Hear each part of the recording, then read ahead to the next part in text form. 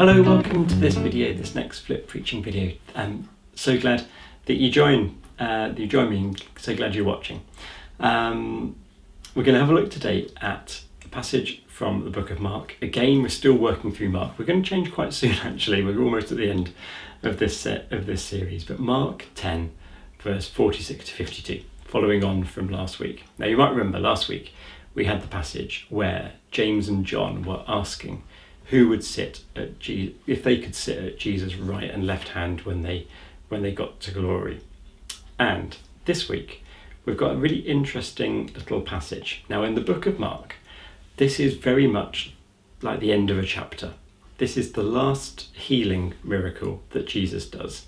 And after this bit, he then goes to Jerusalem, and it's all the whole process of him becoming arrested and crucified begins to play out. So this is kind of the last of the first part of the book of Mark, where Jesus is just going around the countryside setting people free.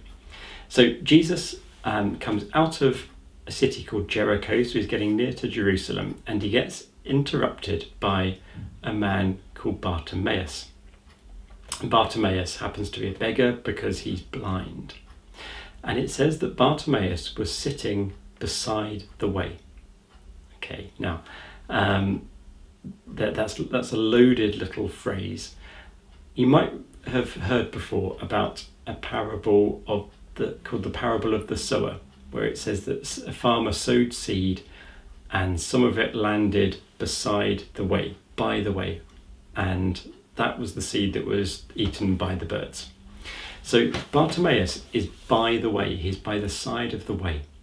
Okay, now the way is it's a name that the early Christians used for Christianity. Before they had the word Christianity, they called it the way. You were a follower of the way.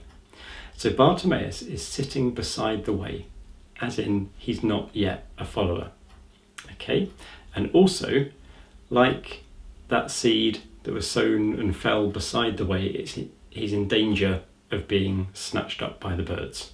So that's the kind of setting.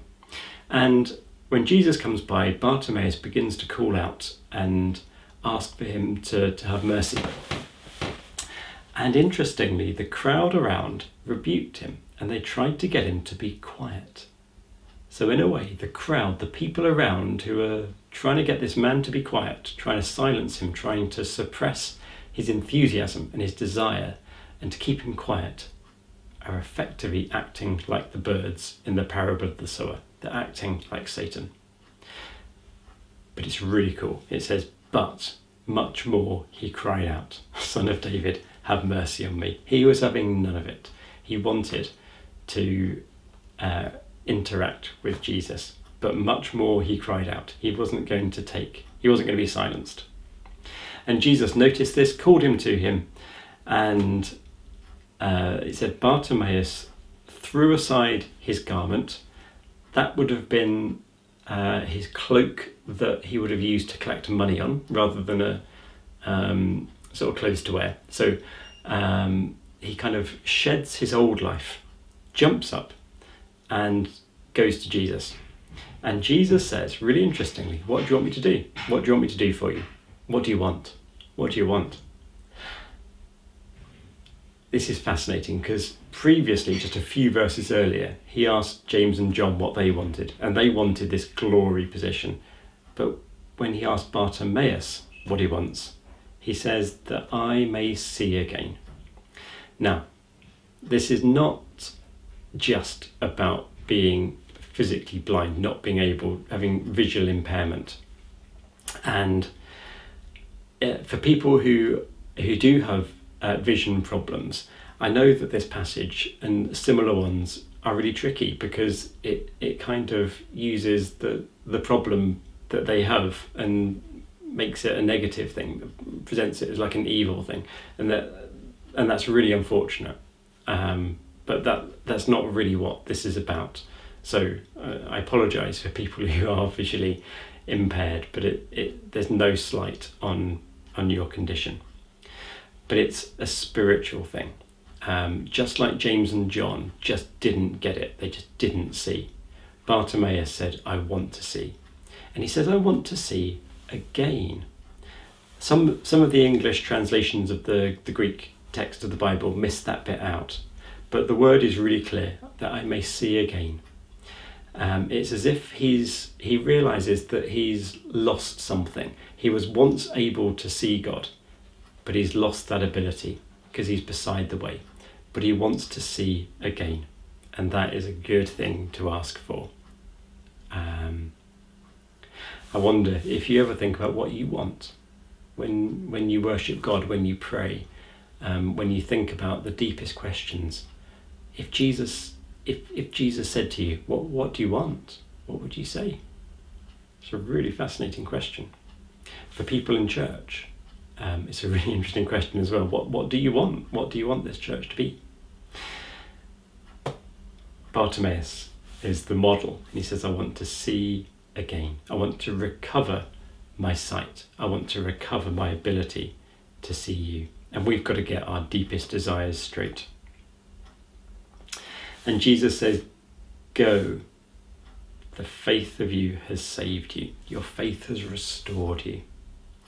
Now that word go is really interesting as well. This passage is packed full. Go means kind of get up, and it means you've been healed. You've got to move on. You've got to do something different now. Your faith has restored you. And immediately he saw again, and he followed him on the way. Bartimaeus gets up and follows Jesus on the way. Christianity. He was beside the way, now he's on the way. He's a follower. He's a disciple. And he's left behind his begging gear, left behind his garment. He's got up and he's prepared to follow. He follows Jesus on the way. Now, remember I said this is at the kind of hinge point in Mark before it talks about the crucifixion, what we call the Passion. So the episodes that lead up to the crucifixion. So in a way, for normal disciples, this is the kind of climactic moment. This is a model of what Mark wants for us as a human being. This is your ultimate aim: to see again, get up, follow Jesus on the way, become a Christian, become a disciple, follow him. Really, really good. Really, really good. Bartimaeus is a model of faith, unlike James and John.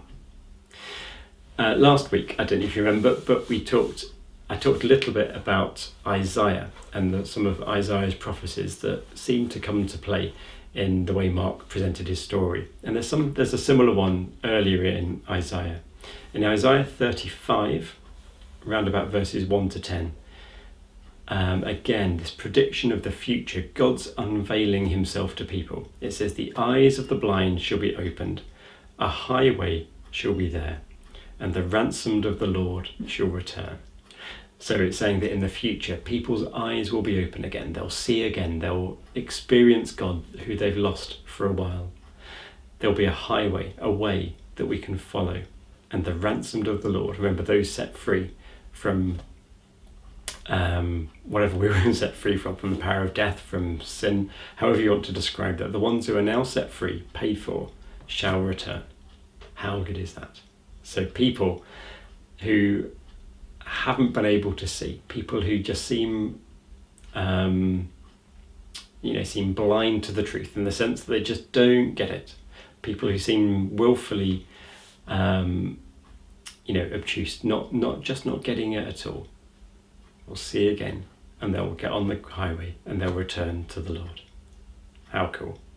All right, so that's the story of Bartimaeus. So may you be someone who sees again, and whose deepest desire is to see again and to follow and to go where God leads.